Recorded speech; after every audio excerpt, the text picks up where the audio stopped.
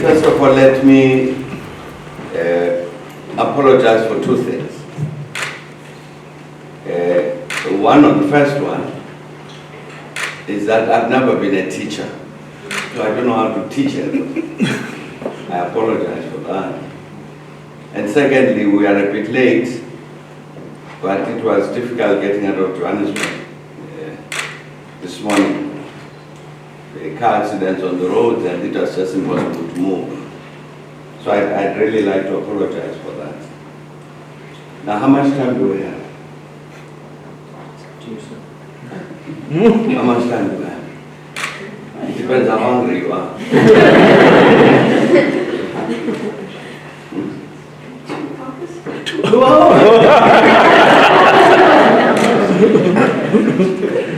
Okay.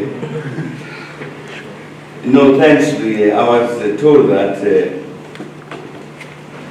I should say something about the so-called secret negotiations and the ANC in exile during the 80s, and People's War and all of that. So I think maybe we should spend the bulk of the time answering your questions, because I saw from the program, from the summary of what you've been doing in terms of the 80s, you are actually more educated about the 80s than I am. Looking at all of this. But it looks very good. It covers, I think it covers all the principal issues that would feature during the 1980s. But let me say something about these things that I've been asked to talk about. I think the first thing that we should, I'm sure which all of you people have studied and discussed, is that by the 80s, the ANC had decided that there were what they called the 4 pillars of the struggle. And the first pillar was mass mobilization, as it was called, domestic, inside the country, the mobilization of the people to oppose apartheid. It was one pillar in terms of the strategy. The second one was the armed struggle, obviously again within the country. The third one was underground organization, establishment of the ANC branches and any other work that was illegal being done, rather than the mass open mobilization, also that kind of mobilization from underground. So as the third one, and the fourth one was international work, international mobilization. So when we talk therefore about the ANC in exile during the 80s and these issues about People's War and all that, but basically we're talking about are all of these things, which, as I was saying, I think are very well represented in the notes I was given about the course you've been doing of South Africa in the 80s. I think all of them, what actually happened under all of these headings is I think covered. That mass mobilization, the armed struggle, underground work, international. But maybe we'll come back to this later. Now, as part of, you'll have noticed that part of what happened during the 80s was that there was this big discussion, which in the end was called Talking to the ANC. Because remember, there was a lot of controversy about this. Because the first people to travel out of South Africa to come and see the ANC were, there was a delegation, a business delegation led by Gavin Reilly, who was then CEO of the Anglo-American Corporation, and got a whole number of other business people to come with him. And so we met them and engaged them. But that started this movement, this process. There are some people before who had come before that, much quietly, but this was a very visible delegation. because they wanted to find out all sorts of things about the ANC. So that started this process of an engagement between the ANC in exile and our people here at home. Now, we were very interested in this because we actually saw it as part of that pillar, what I call mass mobilization inside the country. That we needed to win more people into the struggle against apartheid. And therefore we needed to engage them, whether they were business or academic or religious or whatever, students and so on, to engage people so that we could all of us say, away with apartheid. So, but clearly, a lot of the people who came from within the country to see the ANC in exile in Lusaka or Zimbabwe or someplace,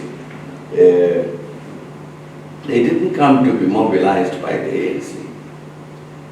They wanted to find out about the ANC because, as you recall, I mean, during the years of the banning of the ANC since 1960, there's a particular image of the ANC that the government had tried to present, a really frightening one. So we had this frightening picture of the ANC, which would nationalize swimming pools, nationalize wives, and you know, it's a very scary animal. So people were very keen to find out, you know, what do you in fact represent? What about all of these things that are said about you? So I'm saying that you then had that process of many people coming out. It was a very important process, in fact. It was, I think, the things it achieved were actually a bit more important than ordinary popular mobilization. Because what happened was, you had a lot of business people coming to see the ANC. You had a lot of our religious leadership coming to see the ANC. You had virtually the entirety of the sports leadership coming to see the ANC. You had the youth leadership, including students, coming to the ANC. So what was happening? And then of course you have the broad democratic movement, trade unions and everybody else coming. What was happening was that you were getting generally the broad leadership of the country to engage one another about the future of the country. So the business people would come and say, do you want to nationalize everything?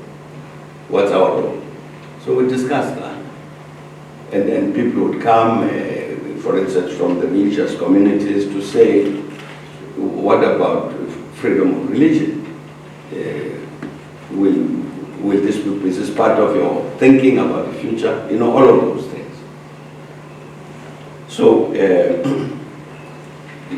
what is this vision that we have post-apartheid? I'm saying that process of talking to the ANC, as it was called, was very important in that it was actually consolidating a common view, progressing towards a generation of a common view about what South Africa should look like after apartheid goes. Now you have seen also from your lessons that the government was very opposed to this. They tried very hard to make sure that it doesn't take place, because they were, you are talking to these terrorists and so on, what are you doing, and showing no confidence in ourselves, etc. So they tried to stop this process, but really couldn't. And so they then decided, well, they must also talk to the ANC. In any case, within the country, they had already started talking to Nelson Mandela in prison. And of course they understood that if there was going to be any decision taken of any kind, about the future of the country. Sure, of course, they had to talk to the ANC, but not just Nelson Mandela. They had to talk to the ANC as the ANC had organized itself. So in the end, they had to talk to the ANC as it was represented by the ANC in exile. But that was part of the process. And in fact, this particular thing about these secret negotiations, which were not secret negotiations, they might have been secret meetings, but not negotiations. What was particular about this was that, in fact, what happened was we were in London, and President of the ANC, then Oliver Tambo, was talking to a group of largely British business people.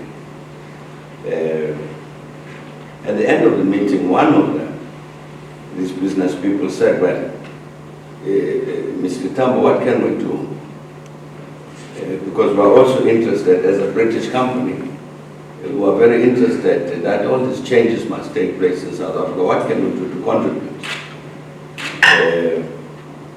And for instance, he suggested, this fellow, he said, for instance, why don't we, would you like to talk to the Afrikaners? So Oliver Tambo said, yeah, sure we would. And that's how this thing started. So they then organized this. But as it happens, it's clear that by the time these British business people started contacting some of these Afrikaners here at home, there was a state of readiness to engage. So it was not secret negotiations, it was confidential discussions. So we agreed that here is this group of Afrikaners who want to talk to the ANC, but they don't want this thing to be in the media and all of that. They don't want one meeting, they want a succession of meetings. So we said, all right, then both of us agree. We'll not go to the press, we'll keep very quiet about this. And then we'll then agree on what the agenda items should be. Now, you see, my memory is also disappearing. So I had to search to try and remember the names of the people who came. This meeting started right at the end of 1987, and then 88 and 89 into 1990. So a number of them. And you had some people, the delegations changed. Part of the people coming from home, the ANC delegation didn't change actually. But basically you had a core. For instance, we had, of course, Professor Billy Esterhazy from Stellenbosch at the time, who was the leader of this delegation of the Afrikaners. Then you had Ati du Plessis, who was a general manager at Suncorp, who was brother to Baron du Plessis, who was then Minister of Finance.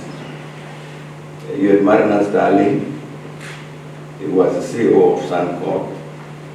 You had Belem Pretorius, who was the chairman of Metropolitan Life. You had Mofte Blanche, professor of economics at Stellenbosch at the time.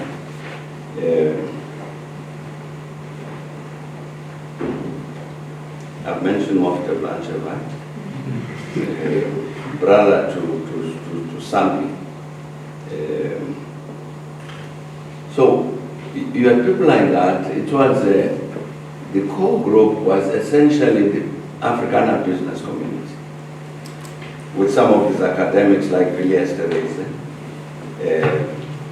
And then you had people who came in and out of the group, like the journalists of the Berger would come maybe to 1 or 2 meetings and then drop out, and then you had people from the FPAK would come in 1 or 2 meetings and drop out and so on.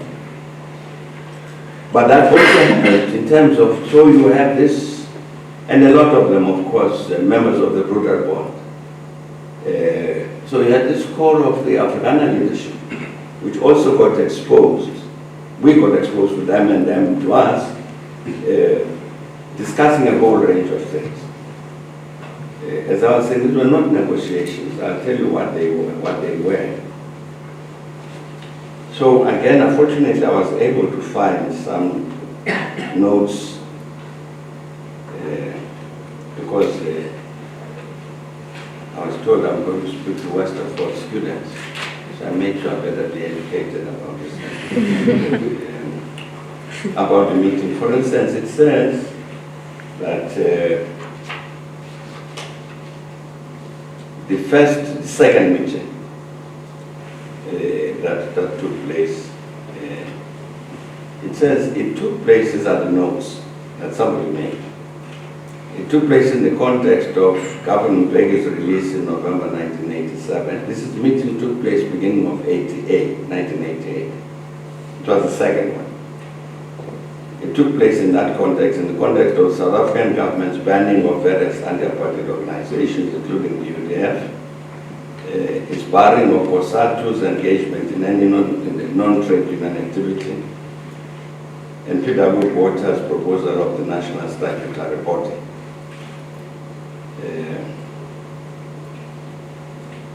And it says the theme of the discussions was creating the climate for change. And discussion topics included enabling talks about talks, the nature and pace of reform, the possible retirement of Thabo Mbeki, the National Statutory Council, fears among the white South African community. So you see that in terms of the topics that we discussed, they ranged widely like that.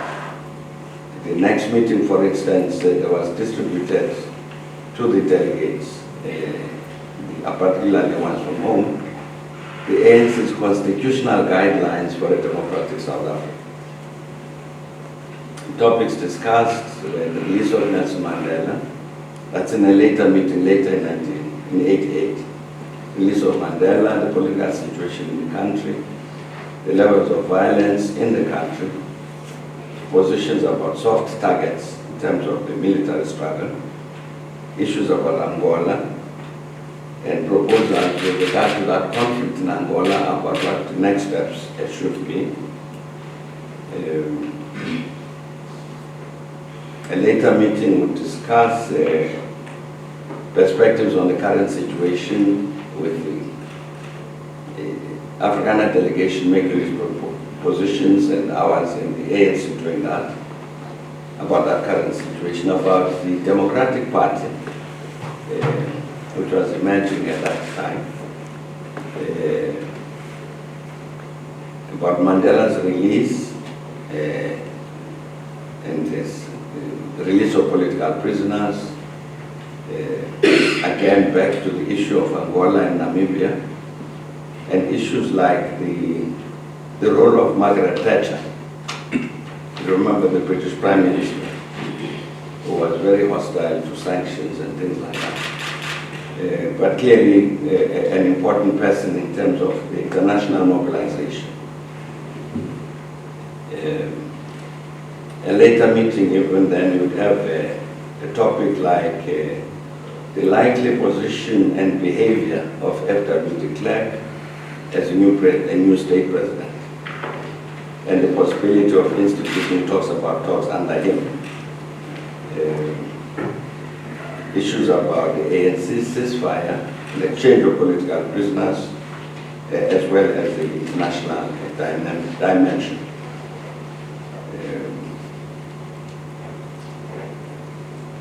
So what was happening really basically was that originally this delegation from home came really on a discovery mission. What is this ANC?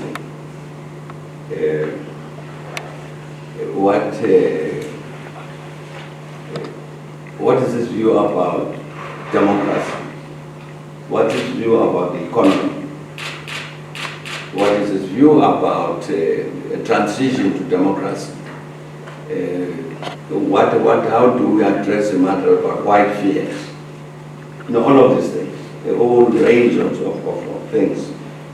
I'm saying that they were really, basically, the majority of the people, they wanted to understand the ANC better, obviously with a view to be able to say that, therefore, now that we understand you people a bit better, we stopped calling you terrorists, and maybe we might cooperate with you in doing something for the country. It was a kind of, I'm saying, for them, a voyage of discovery. It was also for us, from the ANC side, a voyage of discovery, because we wanted to understand. These were people who come from the National Party. These are people who come from the Buddha Bond. So we need to understand their thinking, because it's going to tell us what is it that we need to do about these people. Either we box them very hard, or we come and have tea together and talk about a better future. But you need them to understand. So from both sides, in that sense, it was that kind of let's get to know each other better. This process started at the end of 1987, as I say. That same year, I see this is referred to in your program. That same year, 1987, I met the chairman of the Broader Bond in New York, of Professor DeLange. And Professor DeLange said something which I thought was very important. He said to me, look, the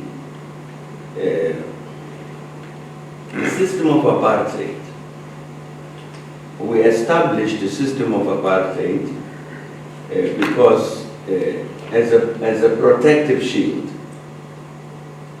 because here we are, the small white tribe, I think he called it, the small white tribe in Africa, surrounded by millions and millions of black people.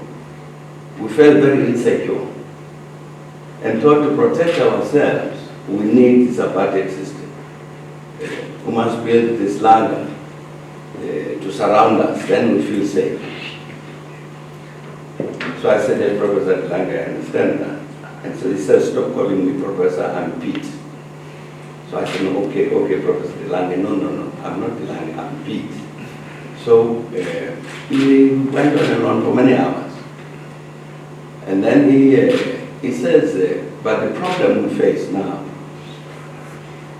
is that it is the lager, it's the wall that we built, which is now threatening the security of the Afghans. So we've got to remove it. So I said, this is very interesting. Professor DeLange, yes, say Pete, yes. So he says, please tell President Thabo that you remember Professor DeLange at the time was Vice Chancellor, Principal of the Rand Afrikaans University, around the current University of Johannesburg.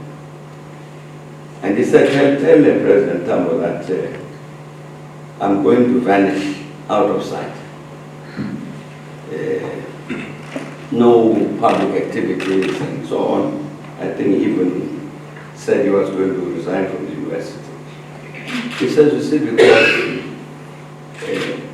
if we don't solve this problem of apartheid by 1990, then there's going to be a terrible conflict in South Africa in which too many people lose their lives. So I'm going to go and hide somewhere. But I want to talk to my people. He says, I'm going to talk to the Broader Bond people, and I'm going to talk to the Afghans to say this is time to change. That it's in our interest that we change. That apartheid is a threat to us. So it must go. And so he said, now you tell President Thabo that, but also tell him that we will do things which he may think are not important, but are very important for us in terms of this process. He said, for instance, we will do away with the Mixed Marriages Act. We will do away with the Morality Act and so on, all of these apartheid laws. He said we will do away with those ones. And I know that you would think that that's not very important. But you see, as I was telling you, we put these laws in place because they were protecting the Afrikaners. So we will remove the Urban Areas Act, which basically defines the urban areas as white. It says we'll remove the Urban Areas Act. And of course, the white people will be very frightened, but it will remove it today. And they will wake up the following day, still frightened, but nothing will happen. And by the end of the week, nothing will have happened. So in the end, they are going to ask themselves the question, why did we need this Urban Areas Act in the first place? Then we remove the Mixed Marriages Act, and they think that well, now there's going to be all sorts of loving across the color line. And it won't happen. And again, they will say in the end, why did we need this thing in the first place? So he says to me now, Mr. Mbeki, you must understand that in the end, they themselves are going to say, why do we want this white exclusive rule in any case? So if the President Thabo must understand this like that. They're going to have, they'll ask themselves in the end the question, but why this exclusive political power? Why do we need it? That's where you're going to get to. Now, I'm mentioning this to say we're not negotiating with Datilani. He was explaining to me what he's going to do as chairman of the board, which I faithfully reported to my bosses. But it was very interesting to listen to him. And he said that by 1990, if we don't sort out this thing, we're going to be in trouble. At least we must be well on the way to sorting out this problem. So after that, whenever people ask me, what is your view? So I would say by 1990, we'll be in negotiations. And when it happened, he said, how did you know? I never told them that I was told by Professor Dilan. But you said this was, now I'm saying that we have this process then, in these secret talks, it's confidential talks where people are discovering one another. But in reality, building a common base, as I was saying, the political leadership, the religious leadership, the business leadership, the trade unions, the NGOs, and so on, coming to a more or less common position about where we want the country to get to, which facilitated the process of the negotiations. Once we built up this kind of consensus, broad consensus, among such a wide cross-section of what was the leadership of the people of South Africa. I don't know if there are rugby players here. For instance, we were very good interaction with Louis Late and Danny Craven about rugby, the disaggregation of rugby in South Africa. It was not part of the secret talks, but that discussion to say that even to get South Africa back into international rugby, international rugby board, we can't continue this racist structures in South Africa. And came back home.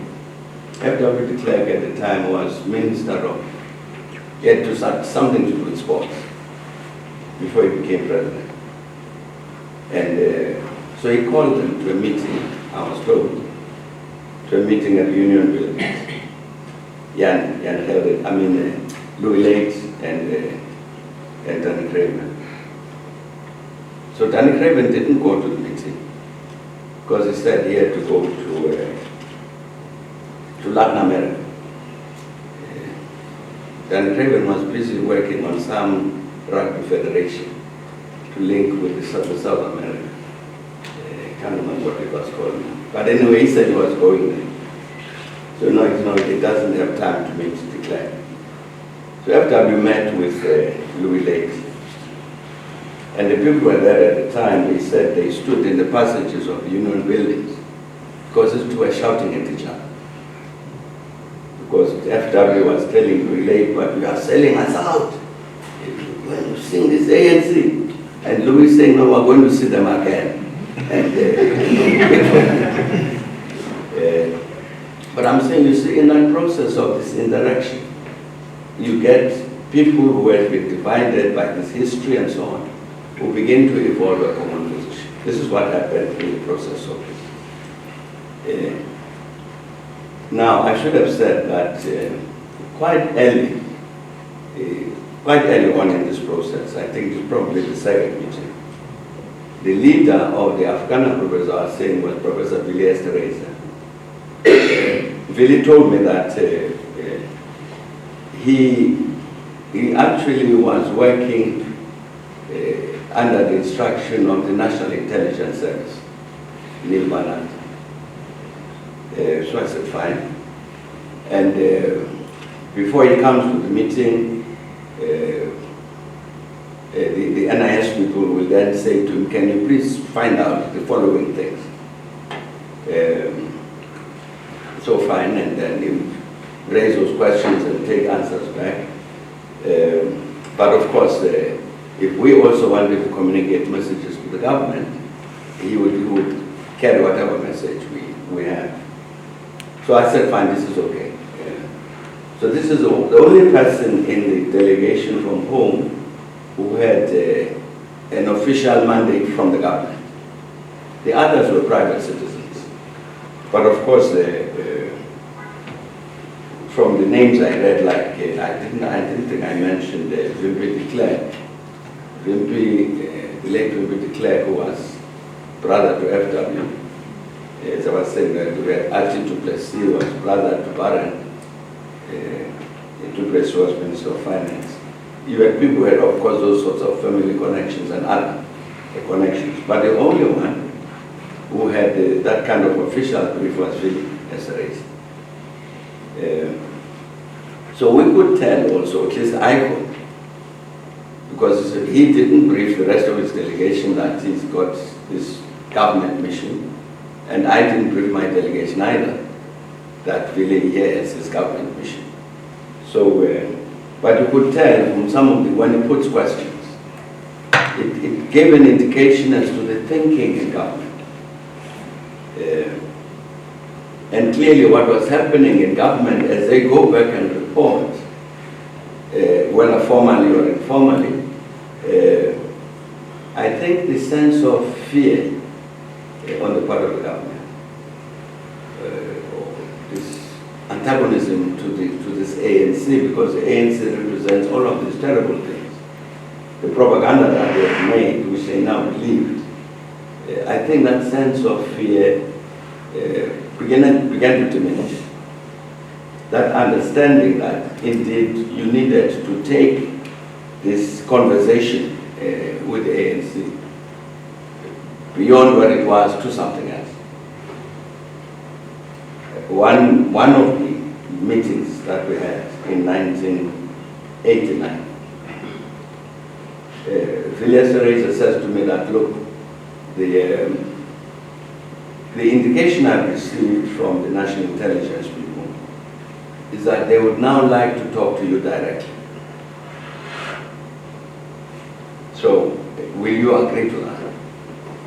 So I said, well, really, I'll have to get permission from my chiefs, about so which I did. Went to Lusaka and then reported this, and they said, fine, let's meet them.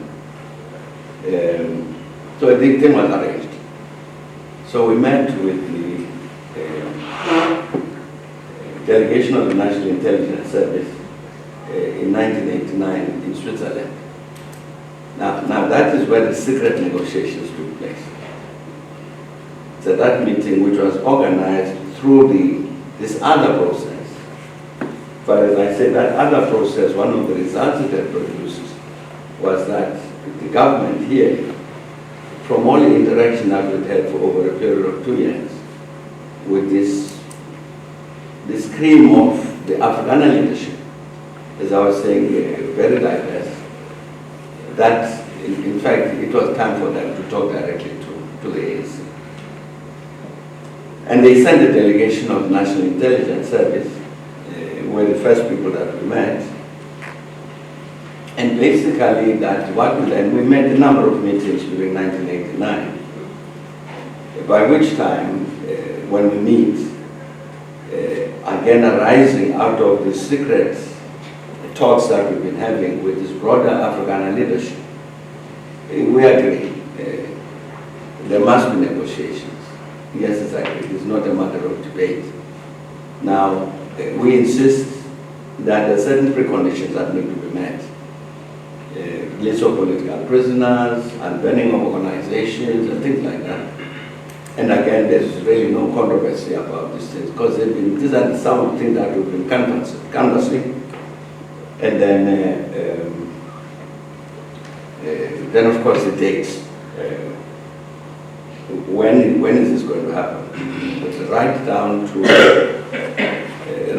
the release of Nelson Mandela in 1990. Yeah. So we're working on that.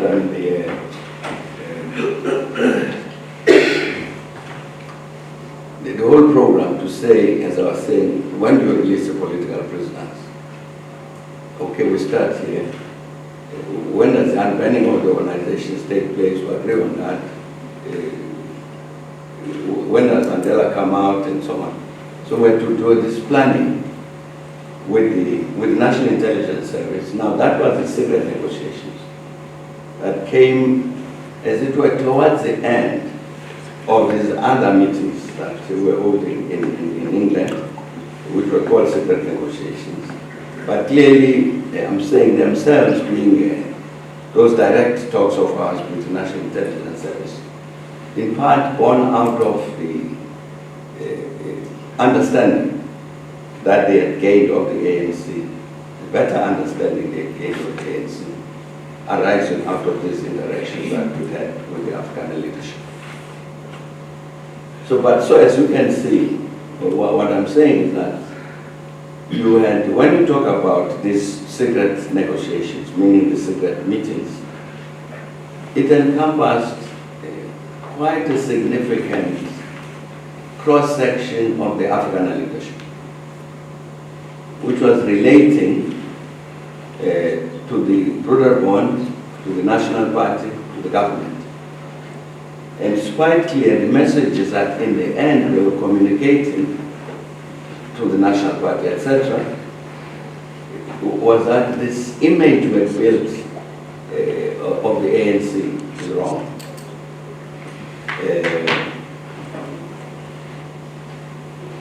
We had a long discussion. There's that clause in the Freedom Charter which says the people shall govern. We had a long discussion with them, a number of sessions about this, because they were absolutely insisting that what you mean when you say the people shall govern, you mean the ANC shall govern. We say, no, we mean the people. They said, no, we don't believe you. We know you people communists. You want one party rule and one election and that's the last election. But in the end, when they understood, because we debate this all the time, what is this commitment to a democratic system and so on. So in the end, they would themselves say that, look, we never understood this thing properly, because we had a particular image of the ANC which was wrong. So I'm saying out of this process came this broader African leadership which brought into the process of change, managed to influence the institutions here as a consequence of it, indeed directly led to then our engagement, direct engagement with the government in order to initiate the process of negotiations.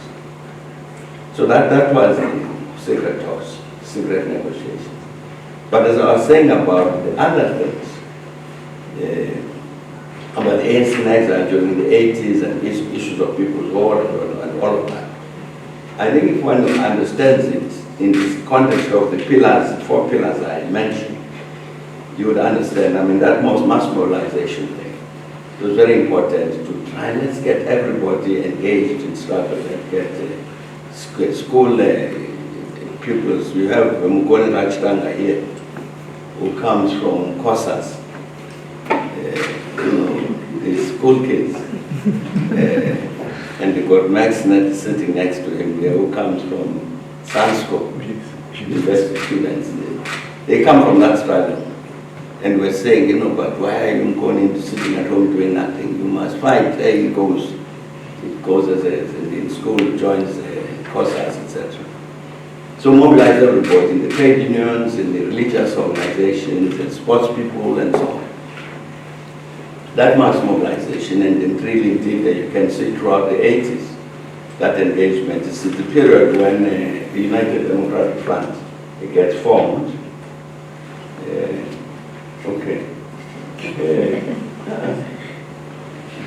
The United Democratic Front gets formed during this period. Again, because you could see that with the growth of the democratic movement in the country, you need to make sure that it is able to act together. So it needs a center. It needs a center. People must affiliate somewhere, and then a place where they can all meet and discuss. The armed struggle is one that is raised here about the People's War, as for instance, is opposed to armed propaganda. So the basic thing we got to this was that a lot of what we call the armed struggle were in fact individual acts of armed propaganda, but rather than a sustained armed struggle. But of course, strategically, the hope was that we could indeed develop that struggle, armed struggle, side by side and dependent on the success of the popular struggles, the mass mobilization, to create the base for a sustained armed struggle rather than actions of armed propaganda. That was the hope, but we did never got there to the point where you had that widespread, well-based armed struggle. But clearly in terms of the underground organization, that worked very well. Once we resumed contact with the population in the country, it became possible to work, to set up these underground structures of the ANC, to do all sorts of things, which were illegal. But because we had the underground structures to do them, you could. And that is the same for this international mobilization. Because again, one of the things that you will see during the 80s, as you will have studied this, is for instance, the 1987, again, was the first time that the US government received officially a representative of the ANC. I remember once when one of your representatives from the State Department came to Lusaka. We had to meet them in the US, there's a US library. I don't know if they still have that, but the US Information Service Library in town, in Lusaka. So we're asking the man who came from Washington, why are you meeting us here? Why not at your embassy? He said, because the ANC doesn't exist. We said, why are you meeting? He said, no, that's why I meet you at the US library. I can't meet you at the embassy. You don't exist. But we existed by 87. So the government, that's when Oliver Tambo met with the Secretary of State, George Shultz. And actually it's also true of the Soviet Union. But I think it was probably 88 that Oliver Tambo had a meeting with effectively the president of the Soviet Union. This is part of the results of this mass mobilization, and of course, again during the 80s, that you get your stronger sanctions against South African apartheid South Africa is doing the same thing. So it's this movement of the struggle in all of those four pillars that in the end ends up into what became a fifth pillar, which was the negotiations. It's a direct product of all of these processes, including these secret talks that we had in London. It's time for questions. Okay. Should go first.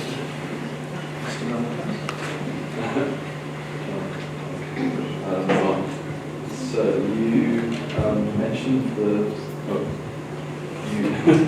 you mentioned the start of the proper actual negotiation between the ANC and the government directly after the getting to know each other had finished. Then you also mentioned Nelson Mandela's release. But I was just wondering, because the ANC didn't have contact with Nelson Mandela at that time, and he was also having negotiations with the government. So when he was released in 1990, how well did his negotiations mesh with yours? How many of the points that he agreed on had the rest of the ANC already agreed on with the government? No, we were in contact from outside. We were in contact with Nelson Mandela, again probably from 1987. So the contact was had been established. No, there were no differences in the positions that were taken by the ANC, by Oliver Nelson Mandela, in prison, and the rest of us outside. They went on the fundamental issues. For the first person who came to give a comprehensive report about what was happening in the Nelson Mandela government discussions was Advocate George Bizos. He actually came to Lusaka and gave us a rundown of what was being discussed and the positions that Nelson Mandela was taking. So it was even possible then to discuss with George, so that when he comes back to see Nelson Mandela, he says, but this is leadership outside are saying following. So no, there were no differences in terms of, as I said, the basic fundamental issues and policies of the ANC. There was, we were of one mind basically.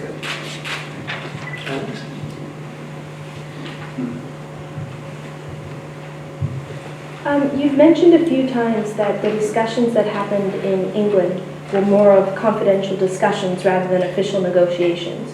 I was wondering, during those discussions and then later during the negotiations, how much did the ANC's policies change from when they started discussing these things with the government or with people in London to their end result, meaning the changing of South Africa? What kind of compromises or discussions altered the stances of the ANC to do with these various issues?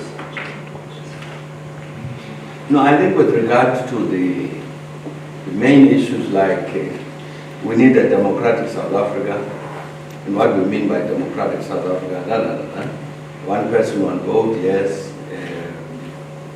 Even questions like proportional representation in parliament, there was no change. These are the things that we have been discussing even in those secret talks. This is when they ask you, well, what's the view of the ANC about the following? And we would explain it.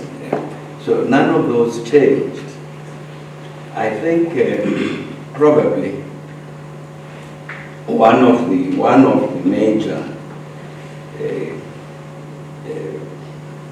new developments from the ANC point of view was the issue of the sunset clauses. Remember those? These were the clauses which said for the first 5 years there shall be a government of national unity. So that whoever got 10% or whatever the figure was, all vote would be entitled by virtue of that to serve in government. which is why then you had both the National Party and the Allied Freedom Party in the government. That first government, 1994-99 government, that was by virtue of a constitutional provision, which was valid for 5 years. That's why it's called sunset clause, because it had to sunset after 5 years, and we didn't. We didn't write it again.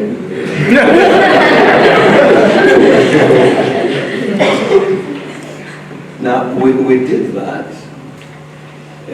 because during the course of the negotiations, we were finding that it was very difficult to reach an agreement with this national party here on matters which we thought were very simple, were not difficult, not complicated, but very, very difficult to reach agreement.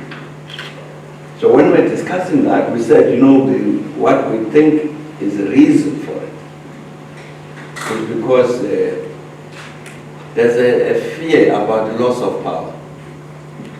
Because here you have the National Party in power from 1948, and sadly they are now confronted with this reality in 1990-91 that was suddenly going to lose all of this power. So we thought that maybe if we were in their position, we would have the same fear.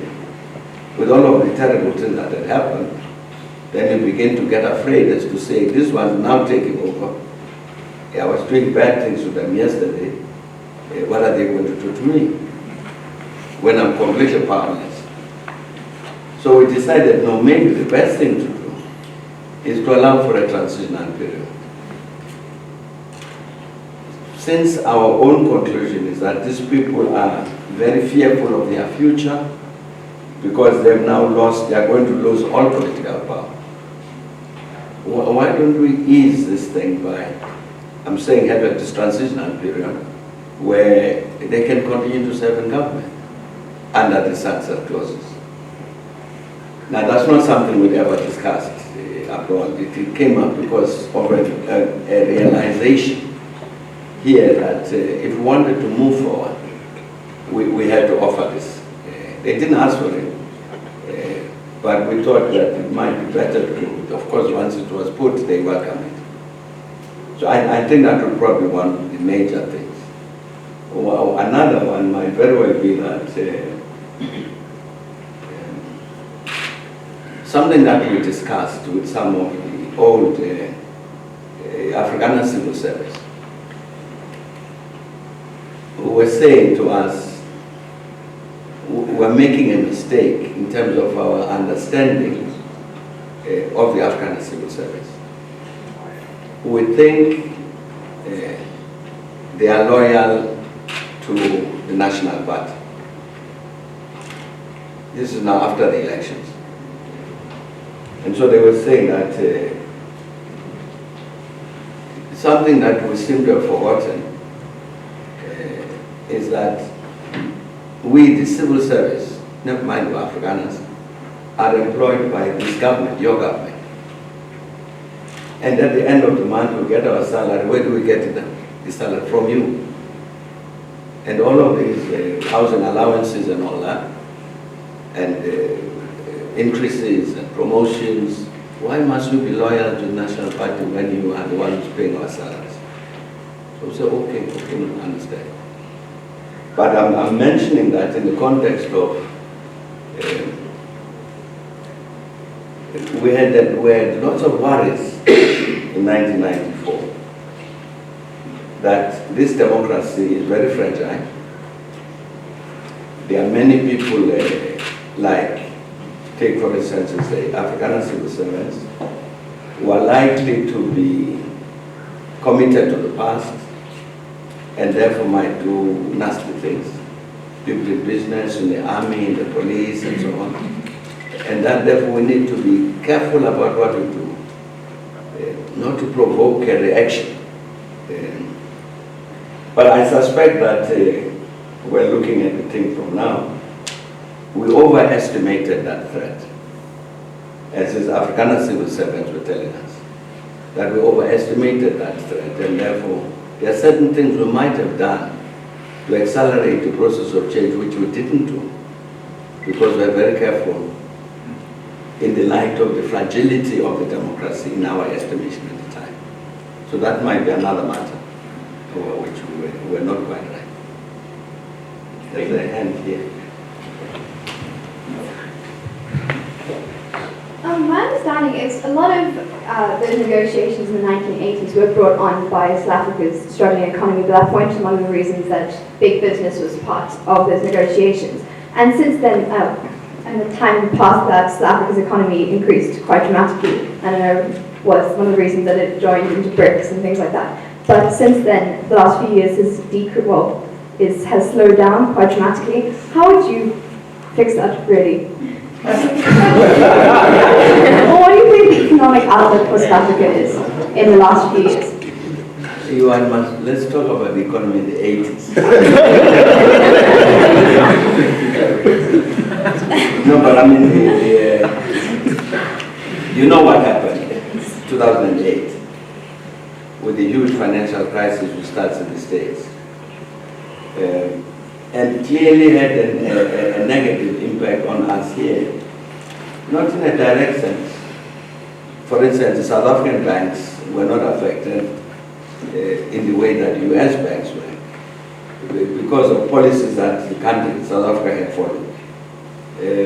And so we survived that, but the problem was that it was not only a financial crisis globally, but it was a general economic crisis. And so when you had, for instance, the EU economy going down, weakening because of all its global crisis, then the markets dry up for us in Europe. So people have got to close down factories here, you charge people out of work and so on. That's how the impact, what happened to the South African economy. The impact of 2008 came to us via that route. Well, that recession has persisted for a long time. It's persisted for a long time, and clearly I think everybody in South Africa understands what it is that we need to do to ensure economic growth. We've got to invest in the economy. But when people invest in the economy, they say, well, the thing that I produce, who's going to buy it? Until the world global market picks up better, it may very well be not very difficult to ensure that the South African economy picks up. That would be the connection to 2008 over the last few years. There's this particular challenge. A great uncertainty about the future, and of course there's this example that's demonstrated by Greece. Because you could say in our instance here, let's find this capital to generate growth by borrowing and so on. But in the end, you end up where Greece is. Then your response becomes like Greece, austerity and this and that and that. So the matter of the indebtedness, level of indebtedness of the country is important.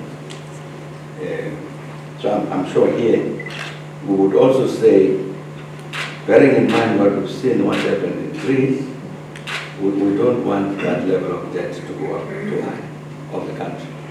But it then means you are limiting the possible resources you can mobilize from the rest of the world to help you in your development in order to deal with the debt thing. So I mean, those are challenges of the current economy, not in the 80s.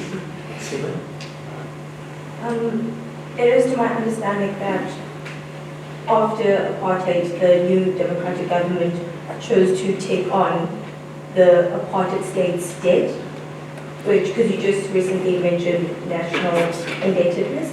So I'm not sure exactly how far the country is in paying off that debt, whether it has been finished off. But wouldn't that then improve the amount of money available to invest in the country? That means you don't, if we are able to finish off the apartheid debt, debt that, to my understanding, we're still paying off, that is increased capital to invest back into the country? Well, I don't know. I don't know whether we still have any of that apartheid debt. I don't know. Because over the last 20 years, we have been borrowing. But it had not reached worrying levels, level of debt. But I would imagine that the apartheid debt was settled long time ago. But as I say, we have been borrowing anyway. As a democratic South Africa, we've been borrowing. Well, I mean, we borrowed because we needed to borrow. We borrowed because we did not have enough capital in the country for whatever. And so we had to borrow, even to process the old debt. Sometimes you borrow, even now the Greeks are part of their problem. They need more money in order to service the old debt, to pay interest on the old debt, and some of it might be coming to an end, and so on. So, I mean, we would have done the same thing. So we borrowed in order to service whatever debt, we didn't have enough money, or borrowed for investment purposes and so on. In any case, the general advice that we get as a government is that it's always important for any government, any country, to stay in the international financial markets. If you don't borrow for too long, your interest rates go up. So it's better to be there all the time, and people get used to you. You are there, you are normal, you are a good customer. So, Mr. President, do you believe that a relatively peaceful end to apartheid would still have been possible without the fourth pillar, without the massive economic, the sanctions placed against South Africa? Do you believe it would have been possible to end apartheid relatively peacefully through a mostly internal struggle? no, it wouldn't. That, the secret talks that we have, one of the things that was important for us was very educational. For instance, I think already in 1988, our colleagues coming from South Africa were telling us that there was a discussion that was led in the cabinet. There was a discussion that was led by the then Minister of Finance, Warren Duplessis, who said in 1988, apartheid is no longer affordable. And was sparked off by the war in Angola, that they were spending so much money on that war in Angola and in Namibia, that apartheid had become unaffordable, says the Minister of Finance. Now, we are sitting in England and listening very carefully to this and say, oh, he says it's unaffordable. Let's put more pressure. But the sanctions played a very important part in that unaffordability. Because you remember that one of the things that happened was 1985. One of the big US banks actually withdrew. It refused to roll over the loans that it had made to South Africa and recall the loans. So government didn't have money to pay. They had to appeal to the Anglo-American Corporation to help them to raise the funds. So that's already 1985. So certainly, you are quite right. The economic sanctions, they helped a great deal to facilitate this process towards a peaceful resolution of this apartheid problem. I was President. I'd just like to know, from my understanding, you're saying that members of the Broederbond and the National Party, they were a bit fearful of the negotiations and a bit scared. But within the ANC and the African people, how did the ANC handle that? Because I am aware that some people thought that it was that you guys are traitors for going there and, speaking with the national party. So how do you guys handle that with people in the townships and with members of the ANC? You see, as I was saying to you, during the 80s, one of the things that happened was this the interaction between the ANC and the broad leadership in the country. And that included the mass organizations, whether it's the student and the youth, trade unions, the church, Muslim community, everybody. In 1989, we adopted a document, again it's referred to in your program, Studying the 80s. We adopted the OAU, let me say, the OAU adopted a document which was called the Harare Declaration, which was about negotiations. Because we could see that negotiations are coming, and thought it would be important to get an international position on the negotiations consistent with what we thought were the interests of the South Africans. And for instance, to say that, so whereas the negotiations in Namibia, for instance, between for the Namibians, between therefore the Namibians and the government, those negotiations were handled by the United Nations. We spoke on behalf of the Namibians. And we said, in our case, we don't want that. Let the South Africans meet between themselves and sort out this thing. They know their country better. So that Harare Declaration contains a provision. So you had the whole international community agreeing that the South Africans must have the sovereign right to sort out their country. Now, the broad democratic leadership here were in that meeting in Harare when that declaration was agreed. So all the trade unions, COSATU and the others and so on, were at that meeting. So they were part of the same, were the same thing. And therefore, there was never an issue that arose here of a difference between the ANC, or let me say people who had been outside the country, and the rest of the movement inside the country. There was never any difference about any of the fundamental issues that were being negotiated. Because of over the years, during those 80s, of the interaction between the ANC and this movement. I mean, even the UDF, when the UDF was established, 1985, it was a decision that we took in Lusaka and discussed it with our people inside the country to say, look, we've got all of these organizations. As I was saying, they need a center in order to be able to mobilize it together. We agreed, and UDF was launched here, but we discussed it. So there was no gap between the ANC at home and the ANC outside. So when the negotiations came, as I said, there was no difference in the positions that were taken.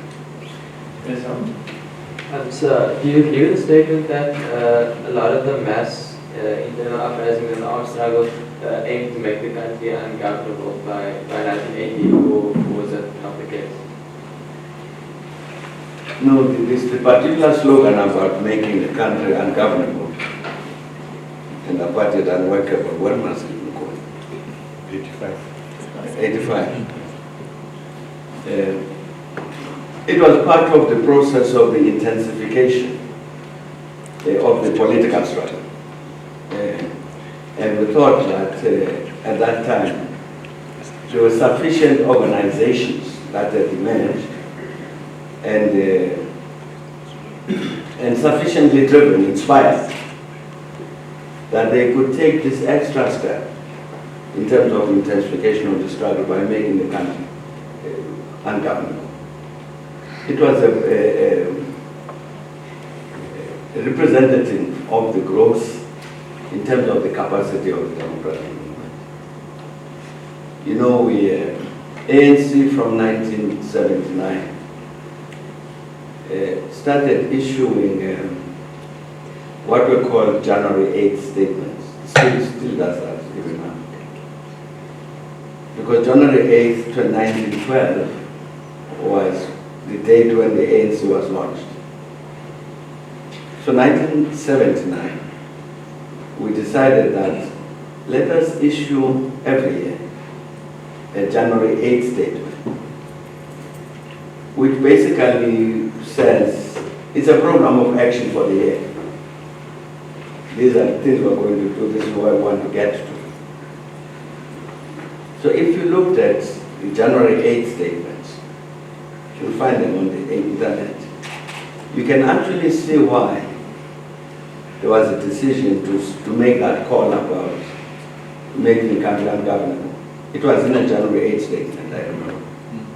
If you looked at the two statements before that, the January 8th statements before that, you can actually see why what was said this year and was said this year in the end leads to this. Because I say it was a reflection of the assessment that sufficient work had been done to mobilize organizations and the people and to raise this level of commitment and so on that you could actually, at that point, make a call like that. Not earlier, but by 1985. Does Mr. President think our country has achieved what it set out to do in the 1980s? Yeah, no. No. And how do you think we can achieve this? I don't know, there's a lot of work to be done. I mean, one of the things that were said, obviously, was that there was an obvious need to eradicate the legacy of apartheid.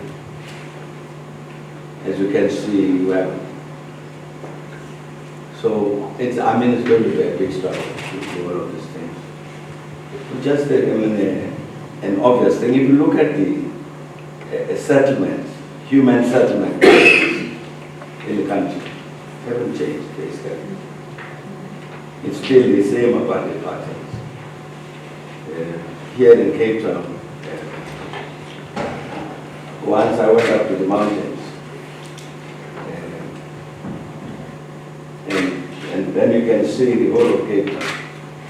But you can actually tell who stays where. Just by looking. That's the colored area, that's the African area, that's the white area. You can, up to today. Just by looking. I'm saying that's apartheid legacy.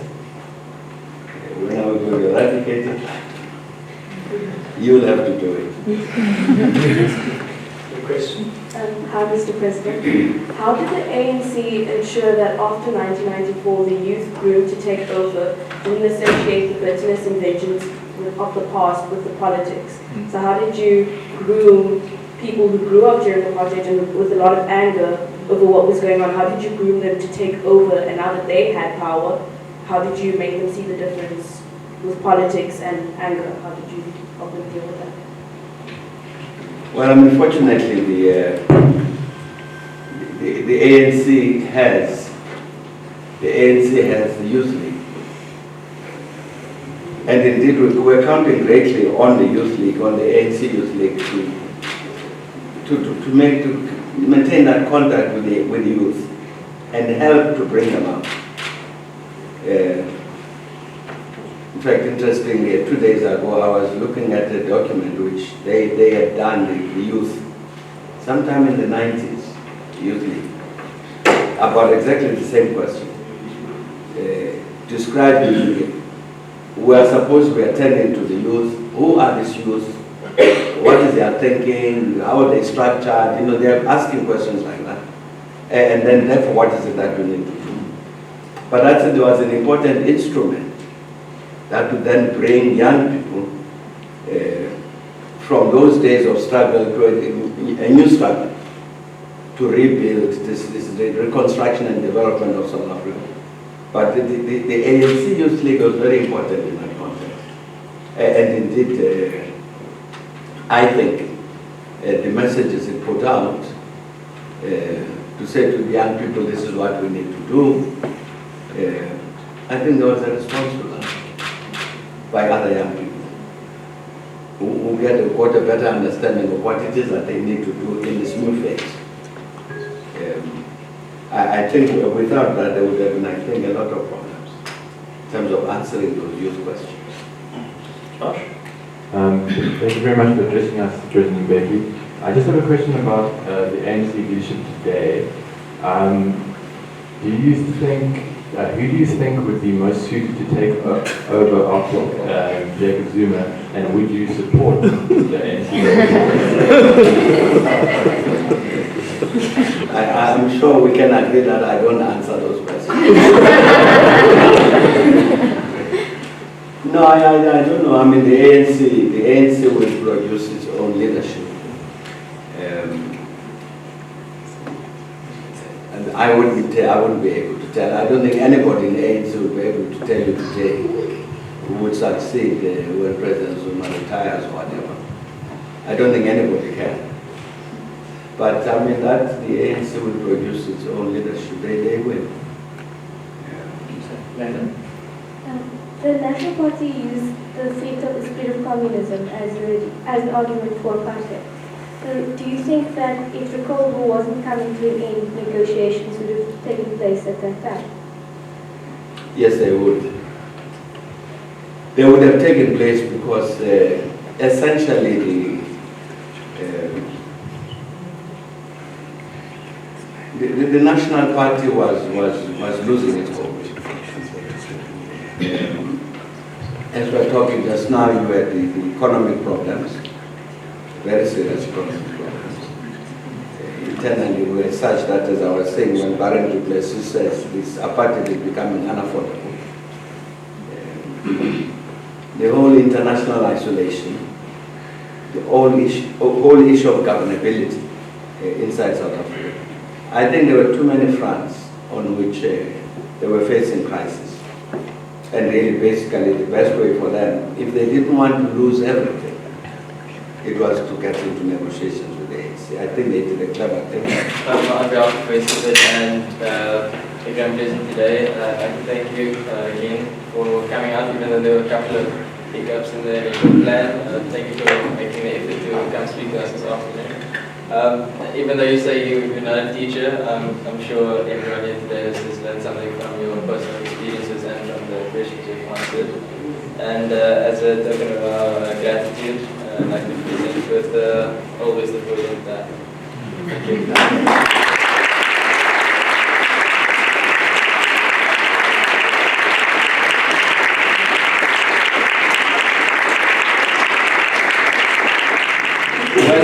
Thanks a lot and good luck with your exams.